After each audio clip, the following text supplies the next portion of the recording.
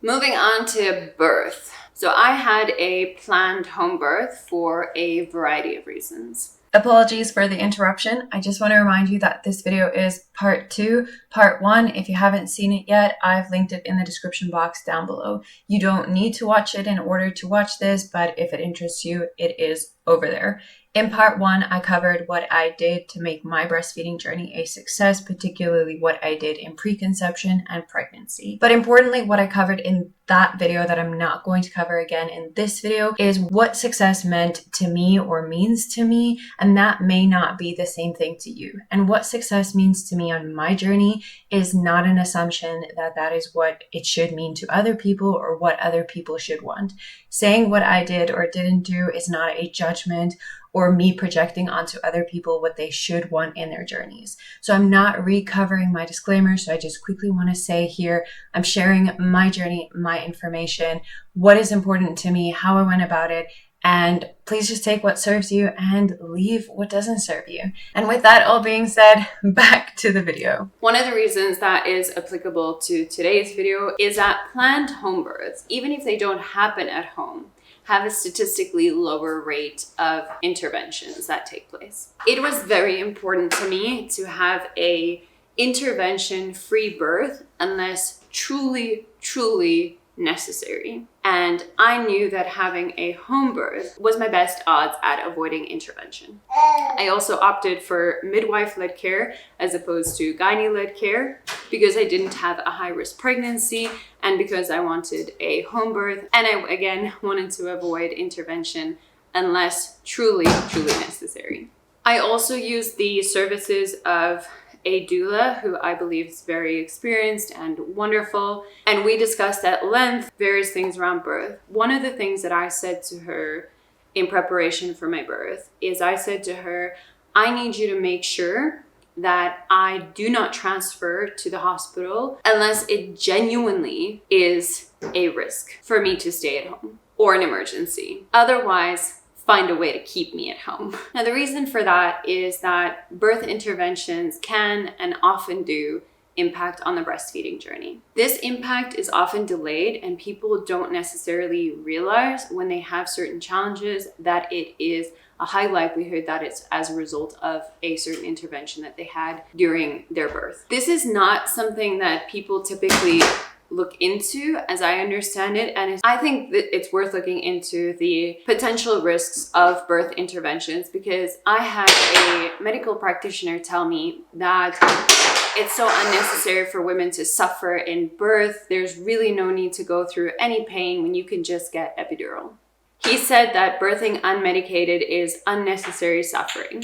This for me is concerning because I heard this from a medical professional. There is a long list of potential risks of epidural. It is not unnecessary suffering when somebody chooses to have an unmedicated birth to avoid the potential risks that come with certain interventions. And I think if women are not looking into what the potential risk of interventions are, then they'll believe something like this medical practitioner said to me, like, oh, there's no point in you suffering in birth. Of course, you can just get this and that and we'll help you out with this, no problems. And then when they have their baby, they might experience breastfeeding issues and someone will say, oh, but that is a side effect of this other thing that happened. And loads of women will say, well, why didn't anybody tell me this? And I'm with you. It's frustrating. Like, why are people not telling us this? But given that people are not going to tell us all the things, I do think it is up to us then to look into it, to make an informed decision about what you want to do.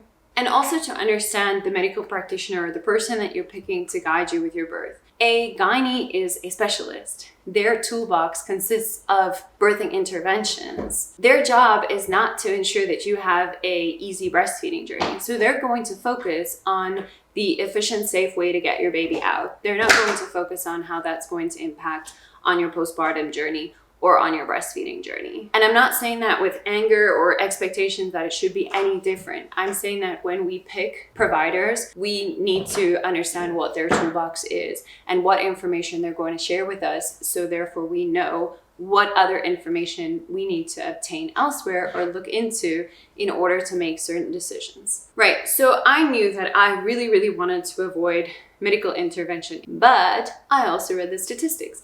I also know the likelihood. I also know that having an unmedicated home birth is a very small portion of births that take place. Because of that, I did flag in my book, if I were to get an induction, if I were to use epidural, if I were to have a C-section, what are the ways that this could impact on my breastfeeding journey, and what are the things that I can do to mitigate against that and to support the breastfeeding journey how I want it to. So I planned a certain birth, but I also planned, right, so thankfully I didn't need to use those parts of my sticky notes in the book because, like I said, we did have our home birth. We didn't do the thing where the baby crawls up to latch on their own. I was pretty exhausted after birth, so it's a little bit of a blur, that part, or exactly how the first latch came about.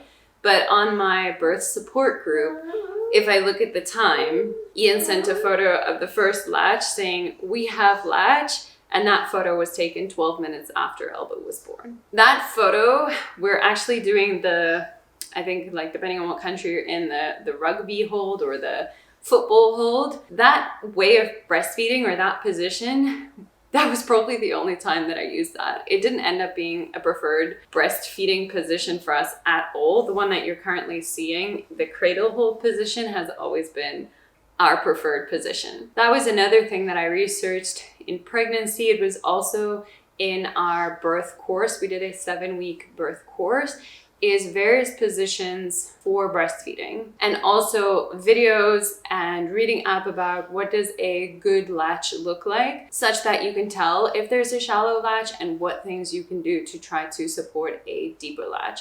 A shallow latch is probably going to mean less flow as well as pain. It's probably going to be pretty painful.